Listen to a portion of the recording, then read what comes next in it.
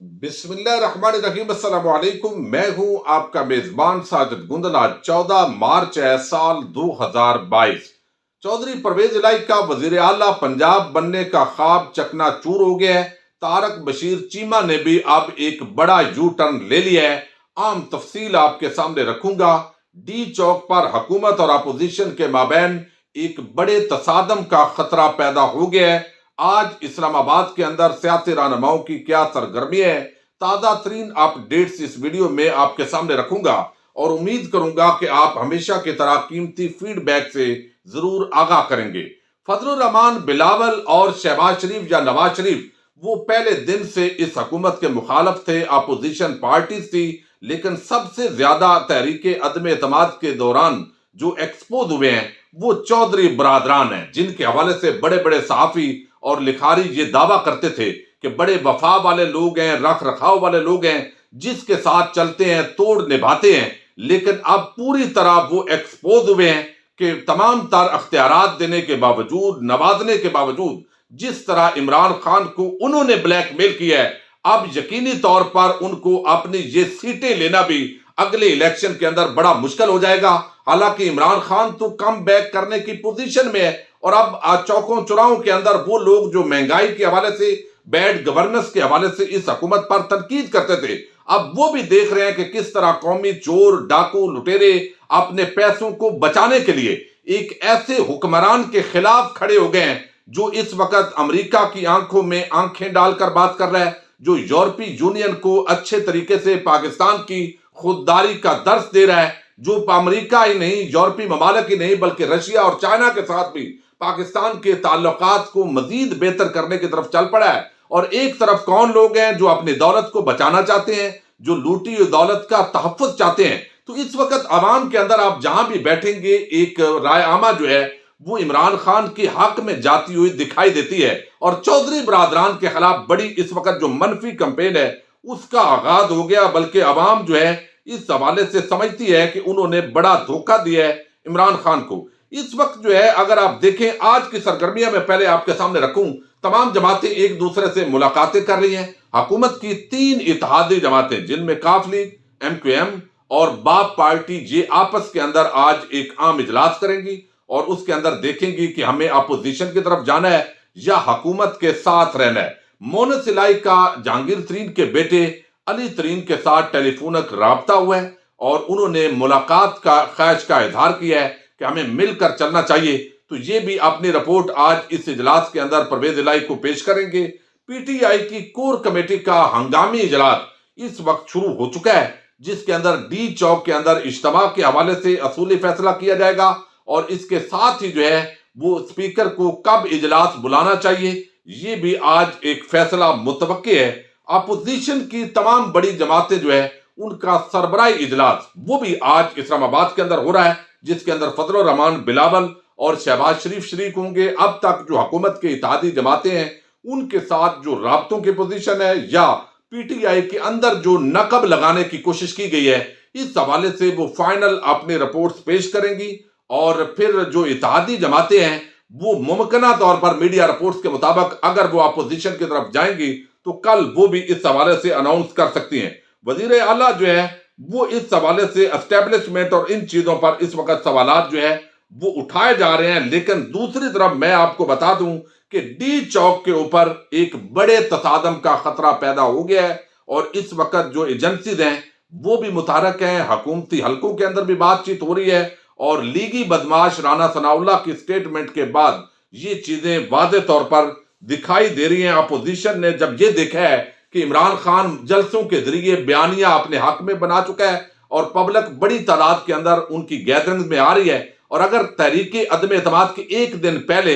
यानी रात को ये जलसा होता है तो वहां पर ये क्या कहा जा सकता है कि आपने इधर ही बैठना है और कल अदम एतमाद जब तक वोटिंग नहीं होती उस वक्त तक लोग इस्लामाबाद के अंदर ही बैठे, उसी डी चौक पर यह जलसा धरने की शक्ल भी इख्तियार कर सकता है। और वादे तौर पर फवाद चौधरी ऐलान कर चुके हैं कि जिन अराकीन असम्बली जो PTI के हैं उनको उन्हीं लोगों के अंदर से गुजर कर जाना होगा अपोजिशन को वोट देने के लिए। यानी इसका वादे मतलब यह है कि हुकूमत ये फैसला कर चुकी है کہ وہ ممبران اسمبلی جو عمران خان کے خلاف تحریک عدم اعتماد کے اندر اپوزیشن کو ووٹ دینا چاہتے ہیں، ان کو چاہیے کہ وہ اپنی جو نشست ہے اس سے ریزائن کر رہے ہیں۔ اصولی طور پر، اخلاقی طور پر یہ تقاضا ہے کہ ان کو ریزائن کرنا چاہیے، چونکہ جو ووٹ وہ لے کر آئے ہیں اس کے اندر عمران خان کی پارٹی کا ووٹ بینک شامل ہے، وہ اس ٹکٹ پر ملا ہوا ووٹ ہے۔ اخلاقی بھی یہ معاملہ ہے، لیکن طبقہ ملامتیہ کے بے شرم اور گھٹیا صحافی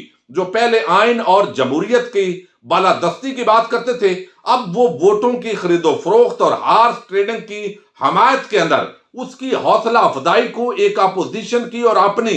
بڑی فتح بنا کر پیش کر رہے ہیں۔ یہ آپ دیکھیے گا ہر جگہ اس کی مذمت آپ کو نظر نہیں آ رہی۔ اب یہاں پر یہ جب اعلان ہوا ہے تو اس کے بعد شیری رحمان انہوں نے بھی یہ جواب دیا ہے کہ یہ حکومت زیادتی کر رہی ہے، ظلم کر رہی ہے، اس طریقے سے پریشرائز کیا جا رہا ہے۔ تو یہ ایک جو ہے پریشر بنایا جا رہا ہے پی ٹی آئی کے جو لوگ ہیں ان کے حوالے سے کہ آپ یہاں سے گزر کر جائیں گے ان لاکھوں لوگوں کے بیچ میں، اگر آپ نے پارٹی کے ساتھ غداری کرنی ہے تو پارٹی سے غداری کرنے والے جو لوگ ہیں ان کو سخت میسج دیا گیا ہے۔ دوسری طرف جن لوگوں کے خلاف یہ فیک نیوز چلائی گئی کہ انہوں نے فیصلہ کیا ہے کہ اپوزیشن کے کیمپ میں شامل ہوں گے، پی ٹی آئی کے لوگ ان کو ووٹ دیں گے، ان میں سے بڑے بڑے جو ایم این ایز ہیں، ریاض فتحانہ ہے، نصر اللہ دریشک ہیں، اور ابھی لیا سے ایک ایم این اے ہے، انہوں نے بھی ویڈیو پیغام دیا ہے کہ یہ غلط خبریں ہیں، فیک نیوز ہے، ہم اپنے پارٹی لیڈر عمران خان کے ساتھ کھڑے ہیں۔ اور اب جس طرح جلسے ہوئے ہیں، رائے عامہ بدل رہی ہے،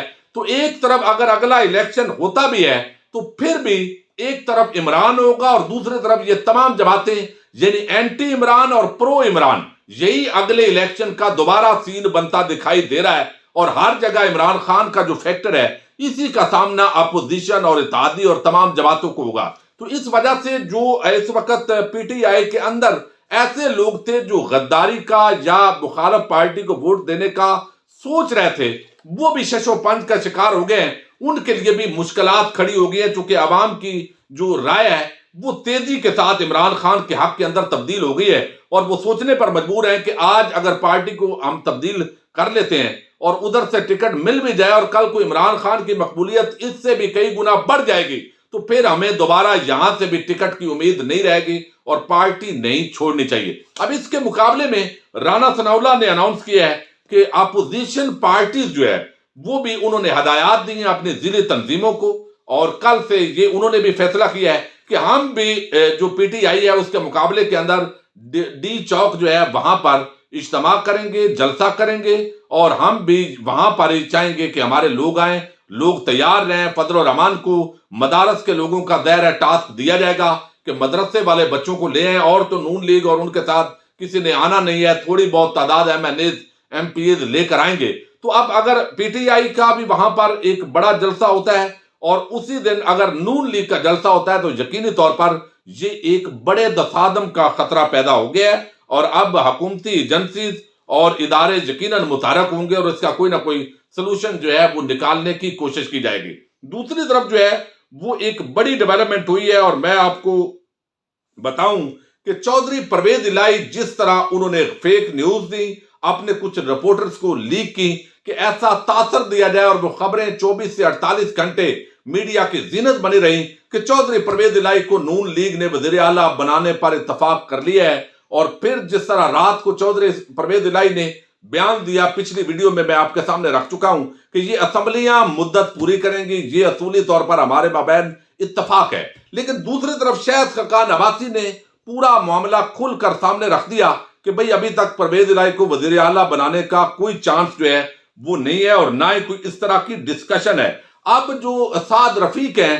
وہ بھی کہہ چکے ہیں کہ بھئی ہمارا تو ابھی تک پارٹی کا موقف ہی یہ ہے کہ فریش مینڈیٹ کے ساتھ آنا چاہیے، یعنی نئے انتخابات ہونے چاہیے، اور اس کے بعد جو بھی پارٹی اکثریت لے وہ حکومت بنائے۔ تو نون لیگ نے ابھی تک فضل الرحمان اور آصف زرداری کی یہ بات تسلیم نہیں کی ہے، اس مسئلے پر ڈیڈ لاک برقرار ہے، اور وہ سمجھتے ہیں کہ پورا جو ٹنیور ہے وہ مکمل کیا جائے۔ لیکن نون لیگ سمجھتی ہے کہ اگر عدم اعتماد کو کامیاب کرنا ہے تو فوراً 3 مہینے تک نگران سیٹ اپ آ سکتا ہے، اور پھر ہمیں فریش مینڈیٹ کے لیے نئے انتخابات کروانے پڑیں گے۔ یہ سعد رفیق بھی اب وعدے کر چکے ہیں، اور چودھری پرویز الہی کے بیان سے یہ کنٹراڈکشن ہے، اس کا مطلب ہے کہ پرویز الہی کا جو تاثر دے رہے تھے اور وہ اصل میں پریشر ڈال رہے تھے عمران خان پر اور پی ٹی آئی پر کہ ان کو کسی طریقے سے پریشر میں آ کر وہ وزیر اعلیٰ پنجاب بنائے. وزیر اعظم نے پریشر نہیں لیا, بلیک میلنگ نہیں لی, لہذا اب انہوں نے ریورس گیئر لایا اور اس کے اندر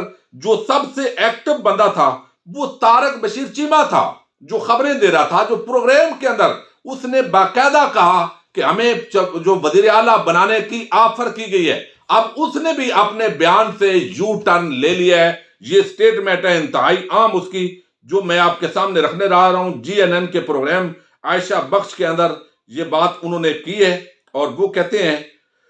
کہ وزیر اعظم عمران خان کے خلاف تحریک عدم اعتماد اور حکومت کو چھوڑ کر اپوزیشن کے ساتھ اتحاد کرنے کے حوالے سے یہ طارق بشیر چیمہ کے سٹیٹمنٹ ہے. اور وہ کہہ رہے ہیں کہ ایسی کوئی اطلاع نہیں ہے کہ کون وزیر اعلیٰ وزارت اعلیٰ دے رہا ہے کون نہیں دے رہا. یہ خود جو ہے طارق بشیر چیمہ اب کہہ رہا ہے یو ٹرن لے کر. وہ کہتا ہے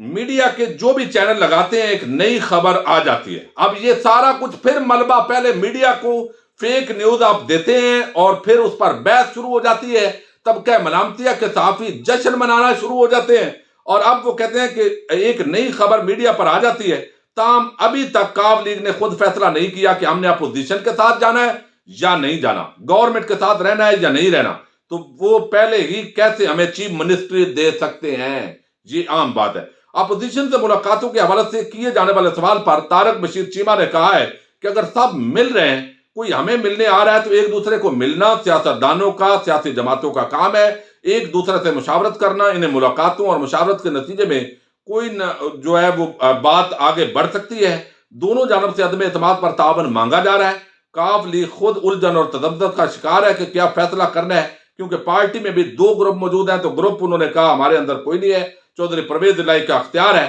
تو اب جو آفر ہے, پہلے اس طرح کا تاثر قائم کیا اور خبریں خود جو ہے وہ دی کچھ لوگوں کو, تاکہ اس پر ایک ماحول سازی ہو کہ چودھری پرویز الہی کو نون لیگ اور پیپلز پارٹی اور فضل الرحمان وزیر اعلیٰ بنا رہے ہیں. تو نون لیگ کے دو سینئر رہنماؤں نے اس کا ریبٹل دے دیا اور اب خود جو ہے یہی طارق بشیر چیمہ جو پہلے بتا رہا تھا کہ ہمیں بڑی آفر آ گئی ہے, اب یہ جو ہے اس نے یو ٹرن لے لیا ہے. اور لگتا یہ ہے کہ یہ پرانی تنخواہ پر آپ کو کام کرتے دکھائی دیں گے, چونکہ دونوں صورتوں کے اندر اس وقت عمران خان کے خلاف تحریک عدم اعتماد کامیاب ہو جائے تو وہ سیاسی شہید بنیں گے, عوام جو ہے اس کے اندر پذیرائی ہوگی اور پھر ایک بڑی جنگ وہ لڑیں گے, یہ بھی کامیابی ہوگی. اور اگر ناکام ہوگی تو اب اس سال کے اندر وہ عوام کو ریلیف دے کر دوبارہ 2028 تک وزیر اعظم بنے گے, اس طرح بھی کامیابی ہوگی. تو اب اپوزیشن جماعتیں اور یہ سارے جو ایلیمنٹ ہے وہ اس حوالے سے پریشان ہے. تازہ ترین اپڈیٹس پر ہم بات کرتے رہیں گے. اپنے میزبان ساجد گندل کو نیکسٹ ویڈیو تک کے لیے اجازت دیجیے. اللہ حافظ.